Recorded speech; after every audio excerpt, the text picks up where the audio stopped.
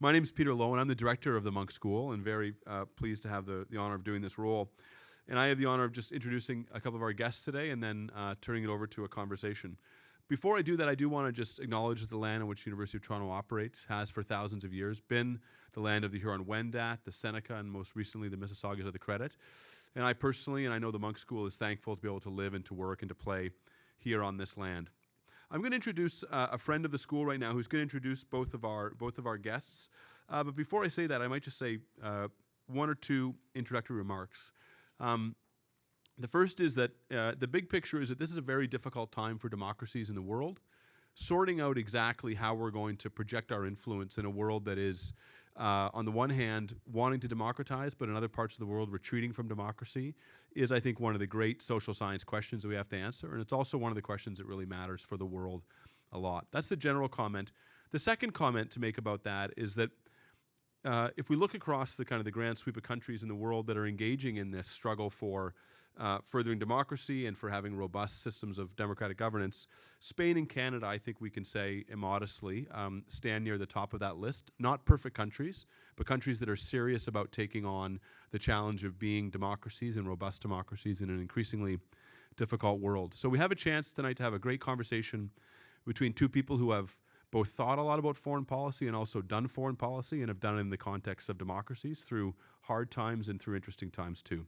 So to introduce our guests, I want to introduce one more person. We're very lucky to have with us tonight His Excellency Alfredo Martinez Serrano, who is Spain's ambassador to Canada. I mistakenly introduced him earlier today as Canada's ambassador to Spain, but I think he's almost serving both roles. But his real role, if you have to know, is as the Monk School's ambassador to Spain. He's been a wonderful friend to the school and a great person to work with. And we've got a lot of good work done just in the short time that both of us have been in our respective roles. So I just ask you to give a very appreciative round of applause to our Spain's ambassador to Canada, Alfredo Martinez Serrano.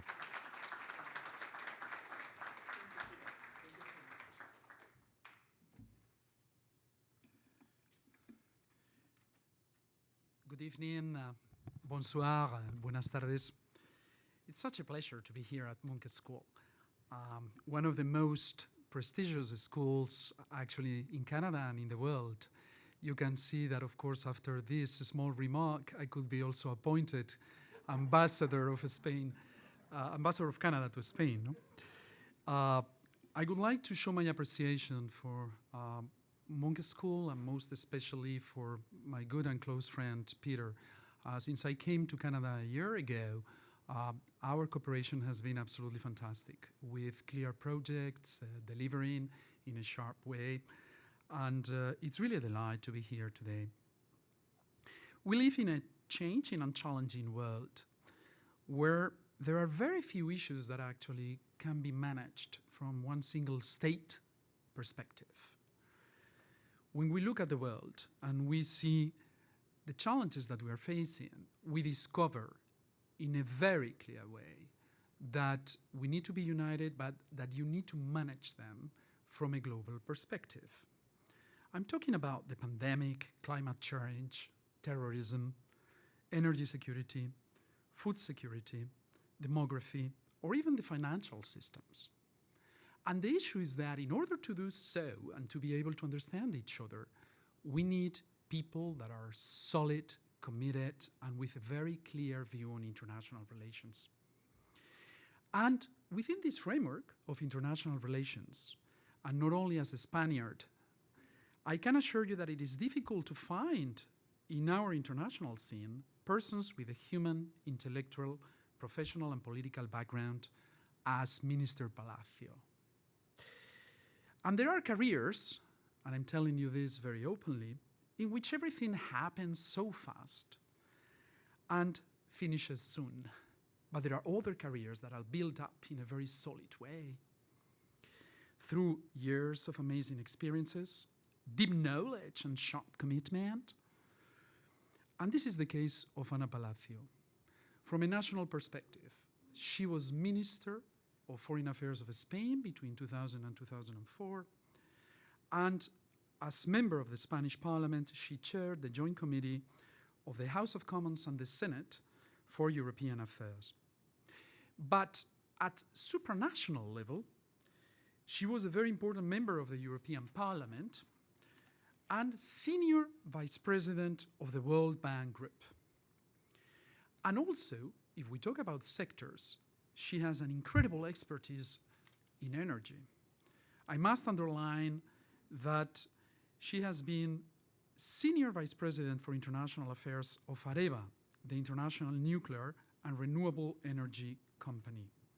But she has not only an institutional presence at supranational level and national level, and an incredible and vibrant presence on energy or at supranational, but she also treasures some qualities that I would like to underline. First, her personality.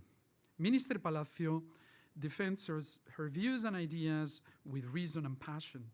She's loyal to her international vocation, and she's always looking beyond with an innovative approach and wide curiosity. Second, she's an incredibly complete woman with wide interest and an incredible education and huge talent. That's why her views are holistic and enriching. And third, in these times of uncertainty, we need true leadership to achieve a better democracy and to build a better society for our citizens.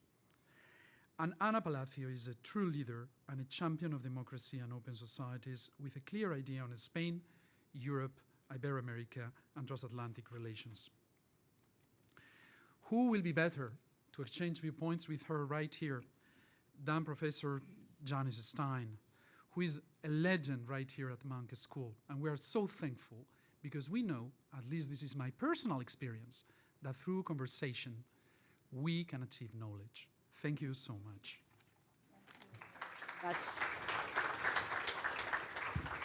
Thank you very much, Ambassador and Minister Palacio. It is wonderful to welcome you here to the Monk School. I also know that you are one of us, that you teach at Georgetown University. So it's a special pleasure, really, to welcome somebody who lives both in public life and in academic life.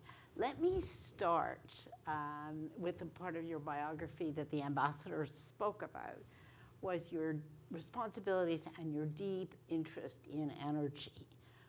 Certainly since Russia's invasion of Ukraine, energy security has been extraordinarily important to all of Europe, as many, many European countries are struggling now to develop a strategy to do without Russian oil, because that is the way many, many European leaders talk. What kind of strategy does Europe need to develop meaningful energy security, and how does this connect to your second big interest, which is climate change? Well, first of all, thank you. My gratitude to the Monk School. Merci. Merci, c'est vraiment un énorme plaisir d'être ici au Canada. Et franchement, l'ambassadeur et le directeur, M. Lowen, professor, sorry, you know, I'm a kind of intruder in academia, so I tend to just take you back to my field. But Professor Lowens has said that Spain and Canada, and I think he's right. I mean, we complement each other. Spain has a universal projection, Canada for different reasons. Us because of the load of our history, you because of your composition, because of your geographical situation. I mean, you are where things are happening and where the world will be defined, which is the Arctic. That's my first. Of course, after listening to my very good friend and just indulge, friendship is what inspires this this presentation. It's a tall order not to disappoint you after this presentation. And now I go to your question. Of course, privilege, Professor Stein, to be sitting with you and in dialogue with you. From a European perspective, energy security. Well, allow me to framework this question. in this European construction, which is a complex procedure, but it's a miracle that we are where we are. So I'm a great admirer, and I'm not at all indulging in criticizing, bashing, oh, we do this bad. Okay, we muddle through, we react, we are not proactive, we are not visionary, we react, and we adapt mostly. And this is what has happened with energy security, because in this construction, we had the idea. This is 2015, but it comes from 2002, 2003, to go common in the area of energy. It starts in 2002, 2003 with the having an internal market of electricity. We didn't manage because, of course, the national interests are there, and it's complicated. Timmermans, former prime minister, would tell me, you know what, in Europe we have to try at least twice. The first time we never succeed. And we were discussing about the euro, and of course the Plan Werner was in the 70s.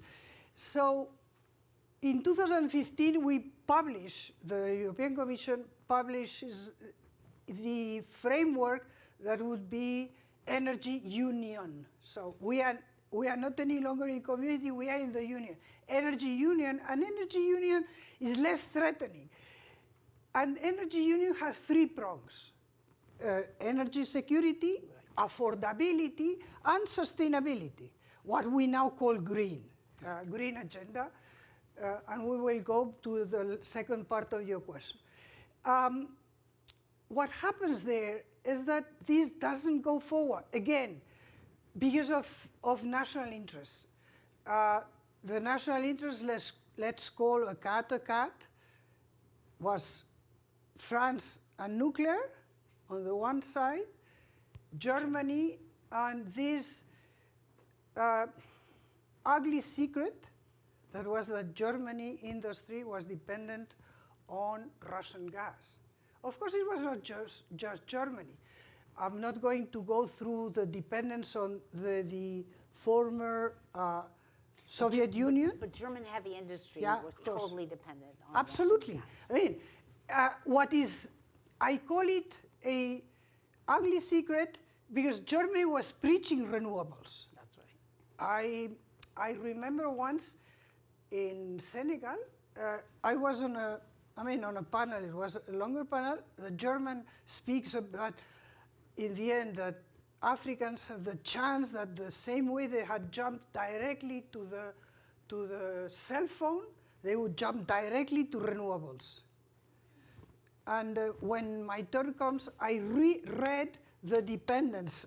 I mean, the coal, 20 and something percent, gas, and I said, this is Germany. I mean, this is Germany. So energy union doesn't go forward. And then in 2019, we take for granted, this is something that we Europeans sometimes do. We took for granted energy security and affordability. And I have friends, German friends, Ambassador Ischinger, for instance, saying, how could we imagine that Russia was not going to be a reliable supplier? Again, what is behind this? Is this idea that you take for granted? Again, you have to understand it's historical. Why?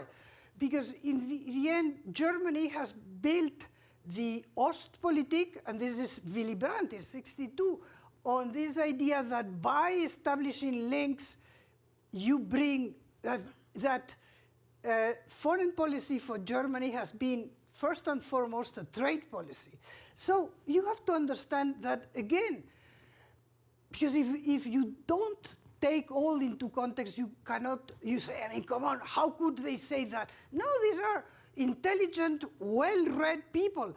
The reunification was done without one shot being fired, with a Russia that withdrew, that allowed the process to go forward. So you know what?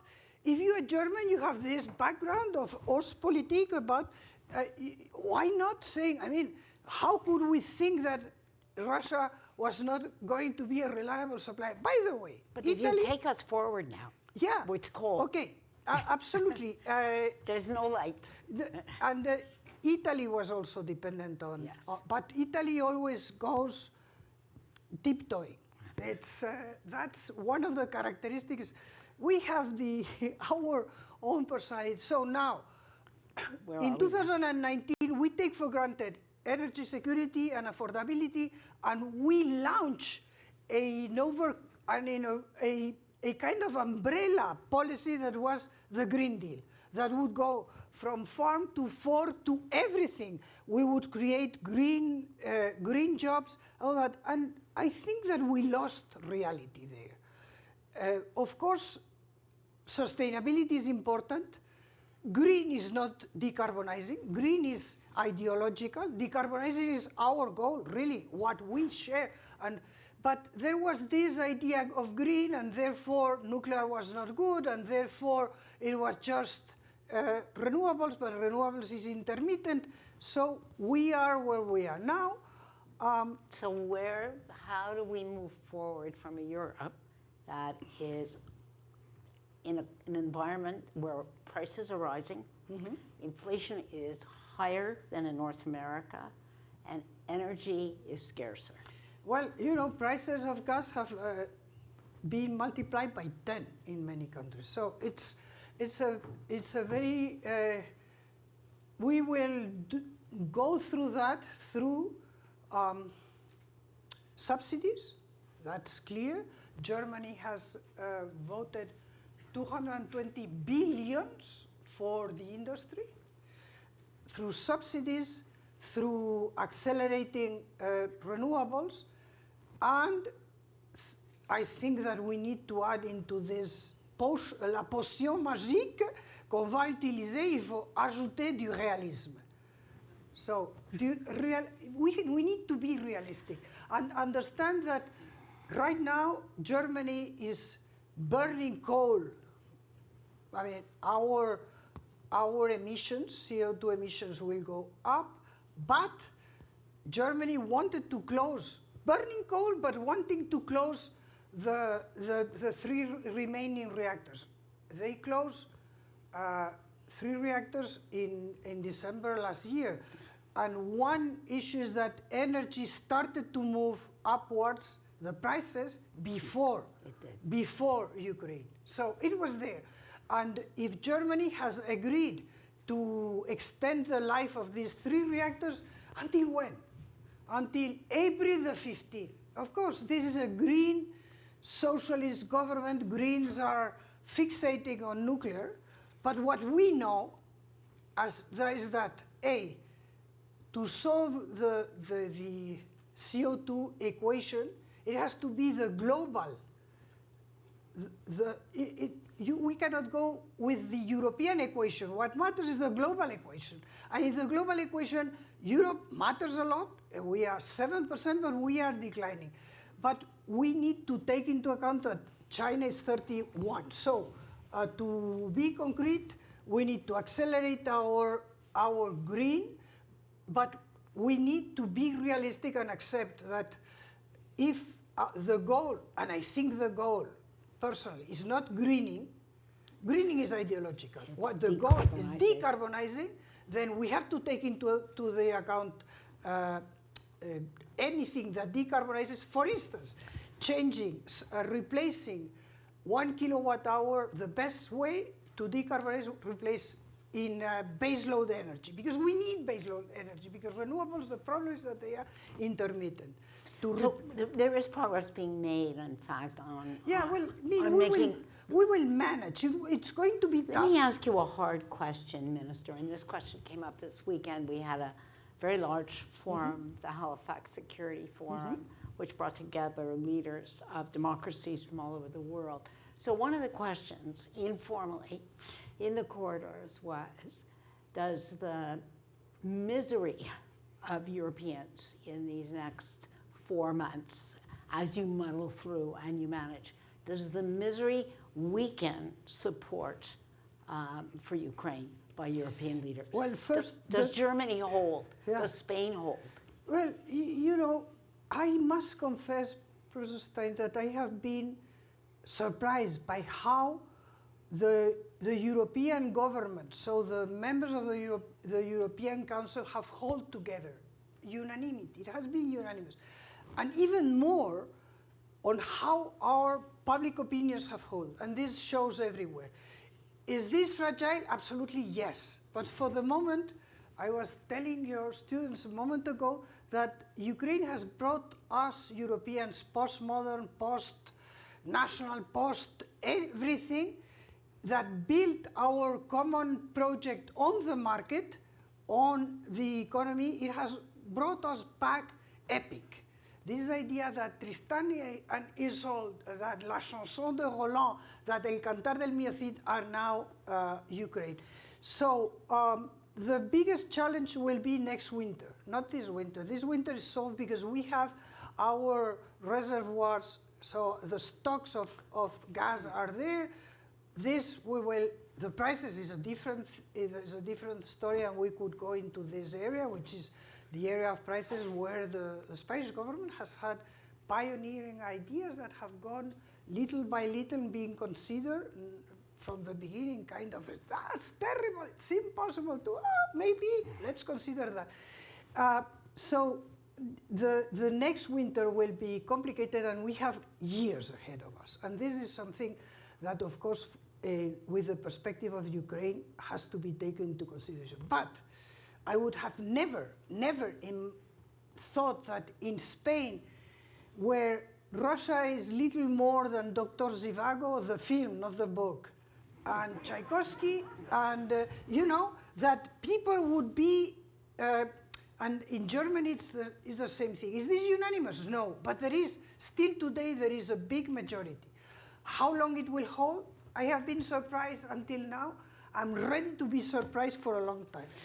Well, that's as long as it's been. For a short time, let's expect, but as long as it takes. Well, that's an optimistic message, and I think you're absolutely right that there is enough stockpiled for this winter to avoid the worst immiseration. So the challenge really becomes if this war continues past next spring. That's a whole other conversation. Let me return to the theme that Peter put on the table, which is democracy, is because our meeting this weekend was in fact about, in many senses, it was about the failure of the democratic, developed world to promote democracy over the last 20 years. If we look at the map of democracies today in the world, you know well, there are many fewer than there were 20 years ago. And there's a whole variety of strategies. At one end, democracy was expected to come out of the barrel of the gun in the Middle East, and that failed. At the other end, governments have invested massively in democracy promotion and export of governance and programs to build accountability, and that's failed. Europe, in a sense, has been at the forefront of thinking hard about democratic governance. So let me ask you, there are 4 areas where countries are struggling now. Not only in the West, but around the world, we have no real strategic answer. Disinformation by authoritarian states from the outside. What's your answer? Well, my,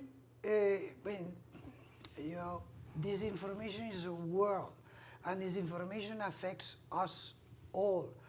I mean, I have read that Russia interference in Europe, it's absolutely demonstrated, and les gilets jaunes à Paris, il y a eu des identifications de membres du GRU. Donc voilà, c'est clair. Mais même en Amérique latine, so the minister just said there was strong evidence that in the Gilets jaunes in Paris, there were strong, and in Latin America, the household TV channel is RT, which is in many countries in Latin America, it's the Russian. So first, I think that our democracies we need to, I mean, the polls.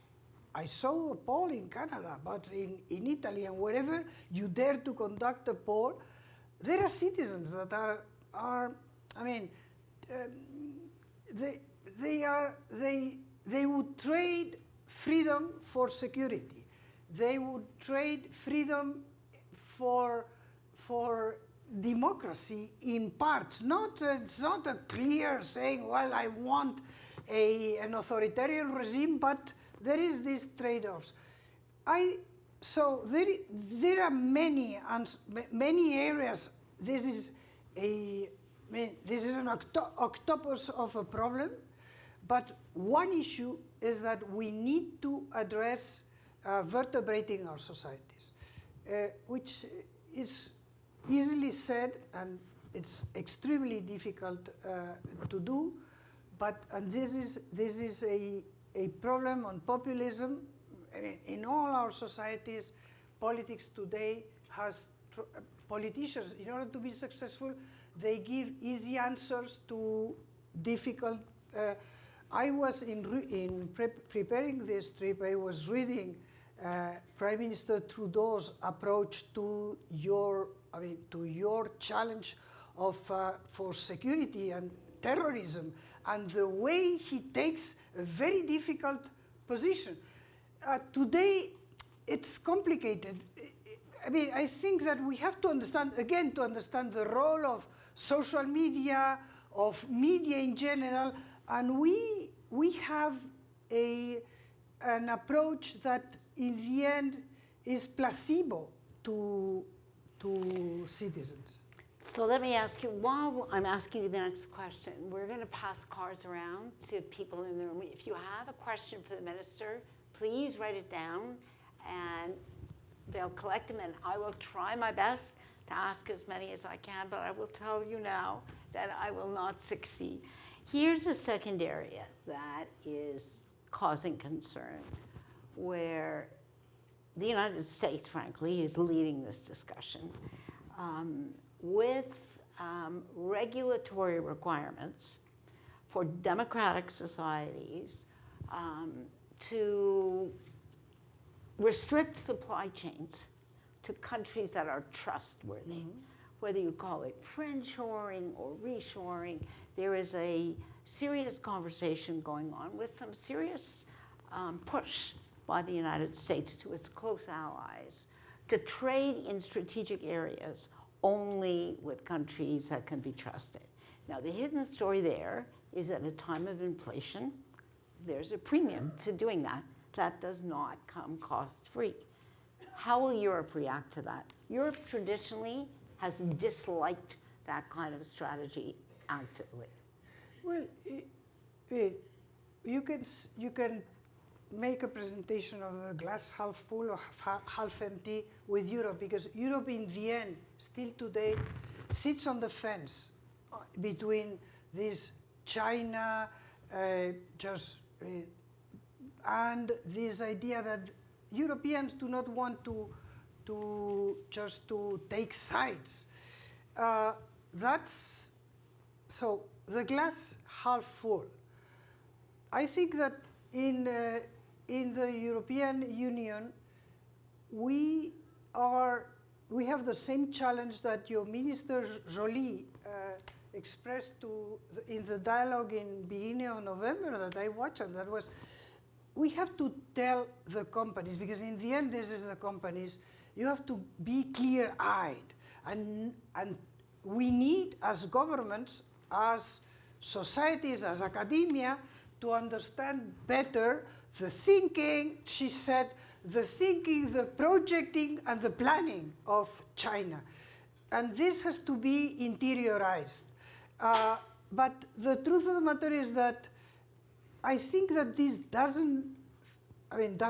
is no end to globalization. It will be a different globalization.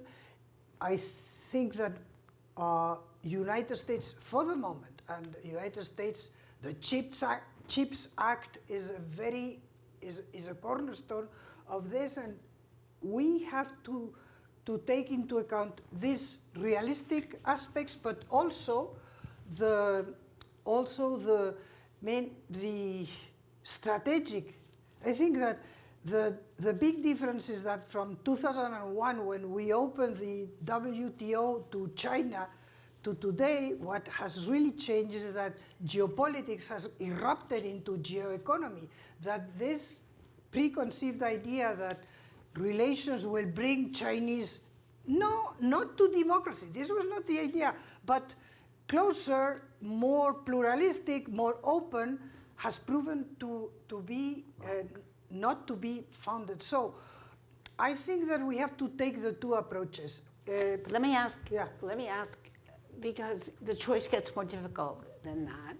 Because if there is a Spanish company that has advanced technology in its product, advanced American technology, that is part of the 100 long supply chain for semiconductors and exports, it's sanctioned and it has no access to the US financial system. It's not a choice. No, but I mean,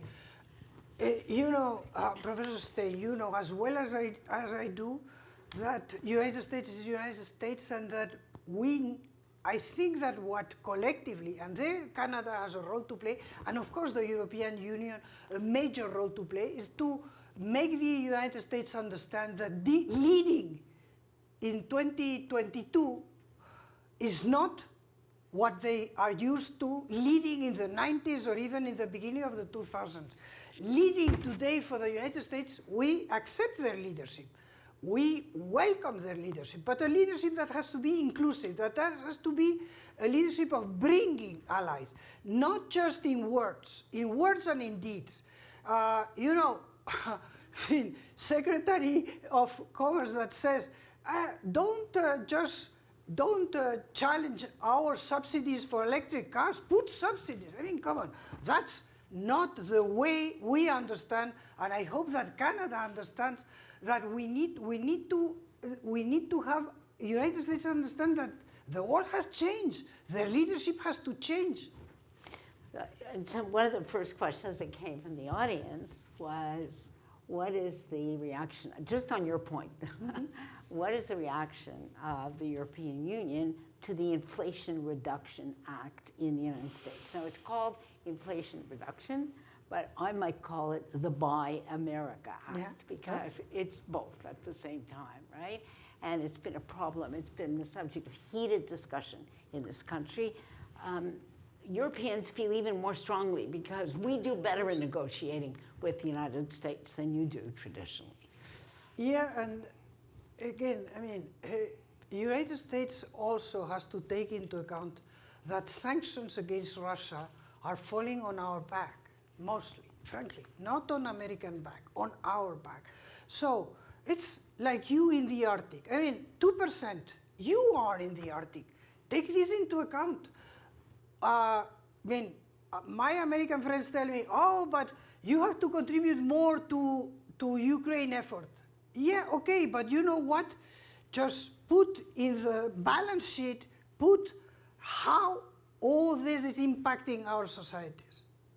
And honestly, how this is impacting your economy through LNG, if not only. Yeah, I don't have to prove my Atlanticist credentials. My life is there. But having said that, I think that in Canada, you know it very well. You have to sit down and from an alliance perspective, from the perspective of an ally, you have to explain to the United States that, frankly, they cannot take us for granted because this is dangerous for the world and in the end, dangerous for them. Anytime you say to a Canadian that they should tell the Americans that they should not take us for granted, you run for prime minister in this country, you're elected in a moment. Here's a question. 1 minute is the winning campaign. Here's a question from somebody in the audience. The new U.S. national security strategy that was released, as you know, a month ago, describes Russia as a problem, an acute problem for Europe, but China as the strategic threat for the rest of this century. As a European, do you agree with that description? And take us through a really hard conversation that is not happening in public, in all honesty, but is happening in private. Is there a way back for Russia into the European security order as long as Putin is their leader? Well, I will start by the second. I think that Russia integrating the European security is a chimera that was born in '91 when the dissolution of the Soviet Union. But I mean, honestly, integrating the Russian security, Russia has never gone beyond this presentation. So we hope, we expect, we wish for a change in Russia, absolutely. Geography is geography, and you know, Russia will be there. We need to hope, expect, and wish, and work for having the best possible relations. But it takes two to tango, frankly. It takes two to tango, so I would leave this there. On China, I read the strategy. I had friends that highlighted the difference between a threat. Honestly, I think that in one issue that I agree is that the chef de file is China, it's not Russia. Russia is today the junior partner. The one that calls the shots is China. Russia is the disruptor, but China is the smooth operator. And frankly, the smooth operator is what we have to face. And it's, again, Mr. Joly, she was saying, and I fully agree, there are issues that we cannot exclude from a dialogue with China. We need to have this dialogue with China. Climate change is one. They are 31% of the global emissions. But there have been pandemics, you name it.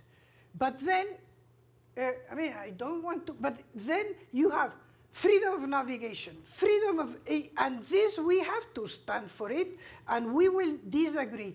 And the importance is this area of Indo-Pacific. You are publishing a strategy for Indo-Pacific. If you take a look at the UK strategy, without name, it's on the Indo-Pacific. European Union is named once in all the strategies. So again, that's where things are happening in the Indo-Pacific with the navigation through the Arctic that will be here and there will So let's follow up on the Arctic, which I know is an area of research and interest for you. Let me just set the scene briefly for all the Canadians in the room, that the Arctic, of course, is warming 3 to 4 times faster than the rest of Canada. So if you want to see what global warming looks like, you go to the Arctic. And if this pace continues, much less accelerates, within 10 years, Arctic shipping lanes will be open for 8-9 months a year, and will cut the travel time between Asia and Europe by 50%. So that waterway at the very top of the world, as you just said, Minister, will be the most strategic waterway in the world. We have a dispute with our cousins to the south. We say this is sovereign internal waterway, and they agree, they think mistakenly that it's international waters, and we talk about it over drinks, and we've been doing that for 40 years, and we'll continue to talk about it. The big player, but our big neighbor, is Russia, which controls 50% of the Arctic landmass. And the biggest Arctic research institute in the world, by far, is in China, which has declared itself as a near Arctic power. So if you look at that, Minister, tell us how you see the future of the Arctic 10 or 15 years from now, and what that means for Europe.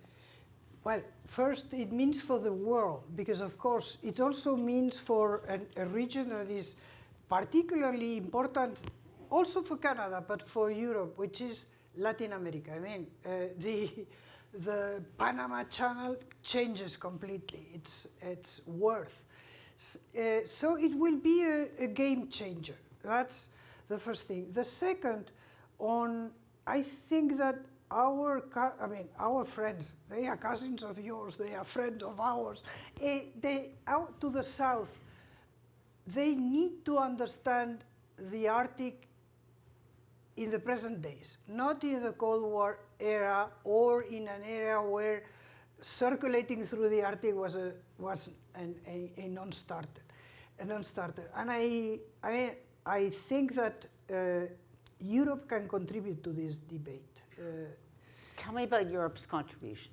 Well, I think, again, we have one area you have said that is fundamental, and you will be hosting the biodiversity, because this is another aspect of this heating of the Arctic, which is a matter for the world, for biodiversity.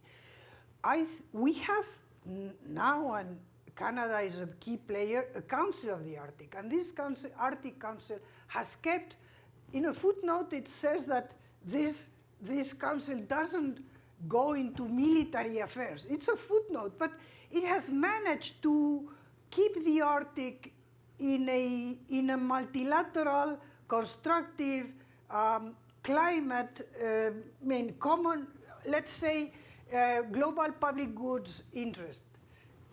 We need to revisit it. Why? Because today, we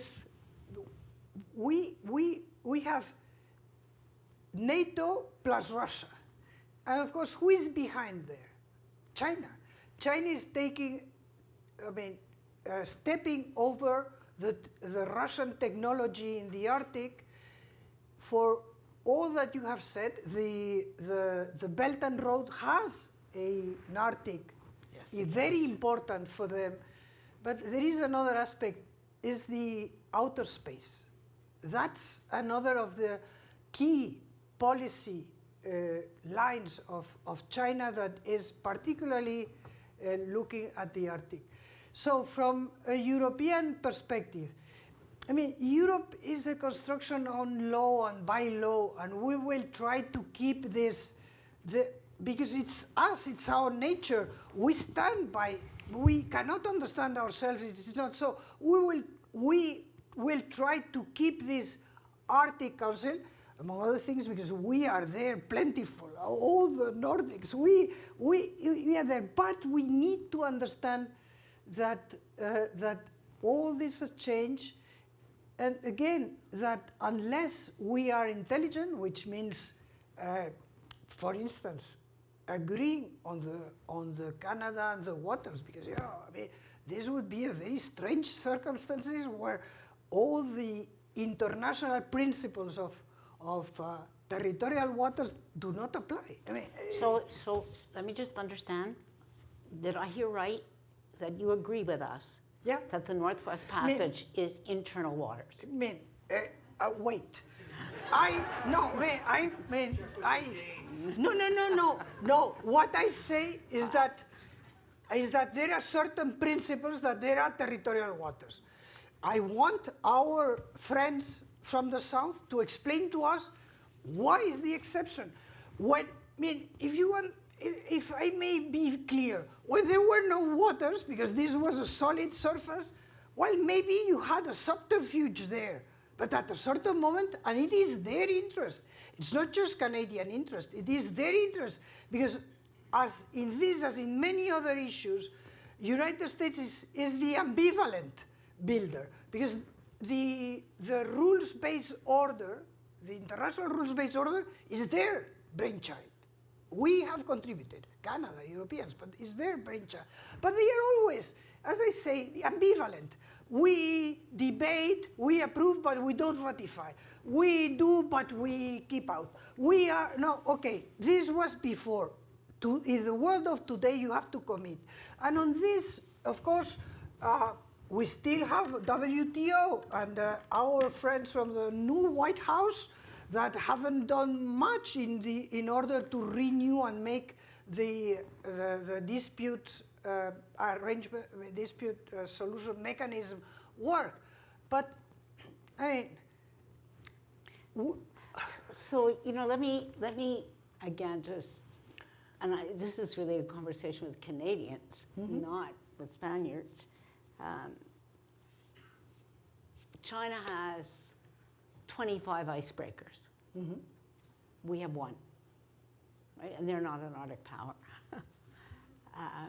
We have one station in the Northern Arctic, one, which is not completely built yet. We do not have the capacity to survey the Canadian Arctic, much less other parts of the Arctic.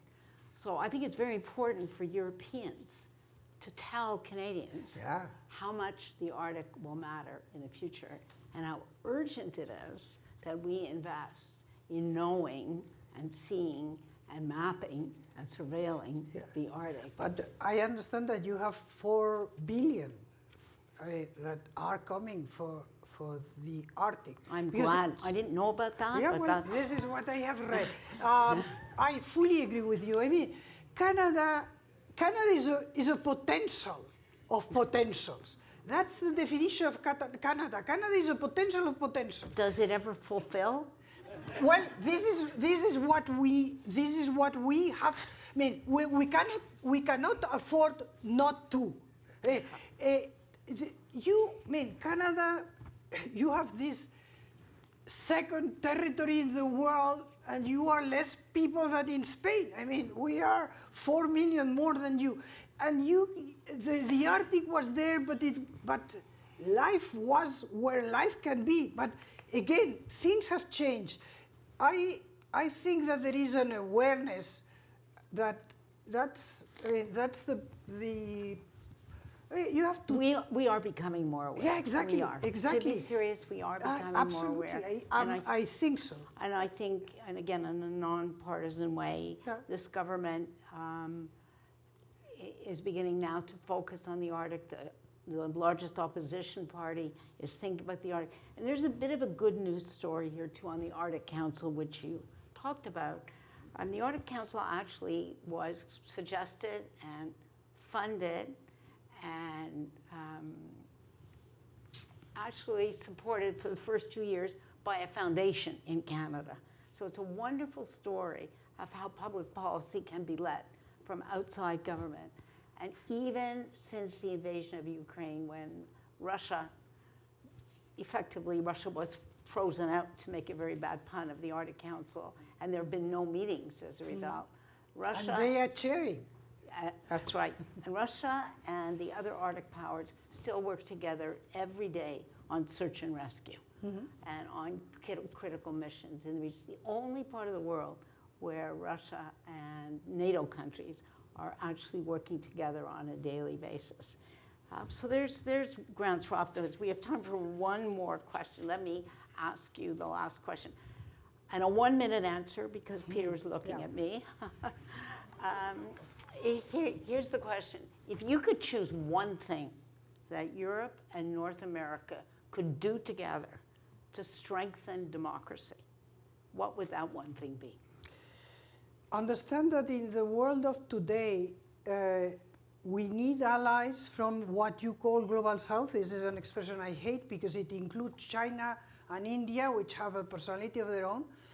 We cannot take for granted, and the resolutions on Ukraine prove that, we cannot take for granted the positioning of Africans, Sub-Saharan, the Latin Americans, countries in Asia, and that when we have discussed the territorial integrity, so then, because this is a cornerstone of the system, and it affects, you had President du Senegal, President Sall of Senegal, making, and suddenly you had a completely different voting in the, so we need to understand that if we want to preserve and make flourish our rules-based order, our liberal democracy, and we don't believe that the time of liberal democracy is finished, as our Chinese friends and our Russian friends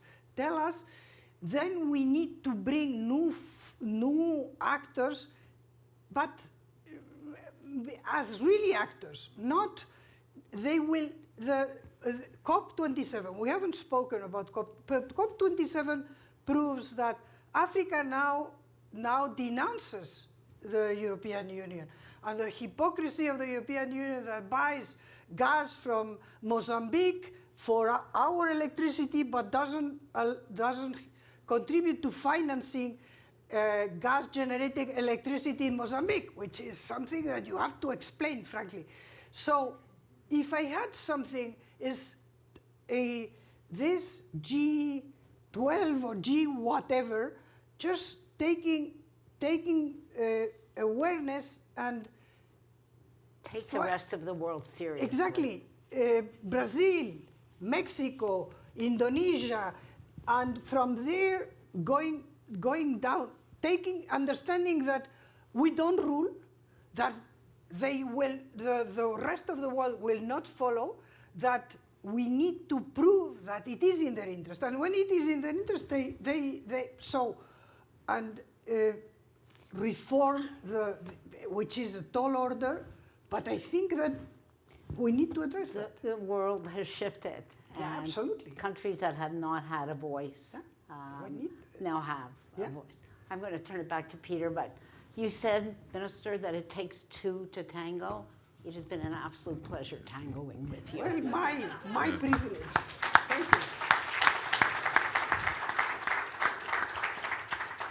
I'm going to spend the rest of the evening figuring out how to take the essence of you two and put it in a bottle, and then we can sell it around the world, and I'll be rich. No, what a wonderful conversation. We're so lucky, obviously, not only to have Janice here, what an interrogator, but to have you with us today, Ana Palacio. We very much appreciate your frankness and the incredibly broad sight lines you have on the world, and frankly your energy. I want to say two more thank yous. I want to thank not only the ambassador, but the Ministry of Foreign Affairs, the European Union, and cooperation of the Spanish government for helping Minister Palacio come to visit us today. And I want to thank all of you for coming out and joining us. It really makes it special at the school that we can welcome so many people, and we're just so pleased that you came with us tonight. So why don't we all give each other a nice round of applause for a wonderful discussion. Thank you so much. My pleasure. Really.